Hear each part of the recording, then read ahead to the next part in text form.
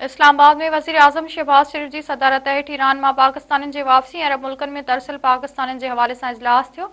वज़ीर आज़म शहबाज शरीफ चयो आहे त ईरान में पाकिस्तानियों की वापसी लाइ दोस्त मुल्क आज़रबाईजान की मदद जा थोराइता आहियूं। इजलास दौरान वज़ीर आज़म शहबाज शरीफ के ईरान में पाकिस्तानियों की वापसी के हवाले से मौजूदा सूरत हाल ते ब्रीफिंग ॾिनी वई। वज़ीर आज़म के ॿुधायो वियो त ईरान में पाकिस्तानी शहरी बाहिफ़ाज़त वतन वापस पहुची रहा आहिनि। आज़रबाईजान में पाकिस्तानी सिफारतखानो पूरी तरह मुतहरिक आहे। वज़ीर आज़म के आगाही ॾिनी वई त परॾेही वज़ारत उन समूरी सूरत हाल जी मुसलसल निगरानी करे रही आहे। इजलास के अरब मुल्कनि में तरसिल पाकिस्तान जी सहूलियत लाइ पाकिस्तानी सिफारतखाने तरफ़ां खयल क़दमनि ते ब्रीफिंग ॾिनी वई। वज़ीर आज़म शहबाज शरीफ हिदायत कंदे चयो आहे त अरब मुल्कनि में पाकिस्तानी सिफारतखाना पाकिस्तानी शहरियुनि खे सहूलियत फराहम करण लाइ हर वक़्तु मुतहरिक हुजनि।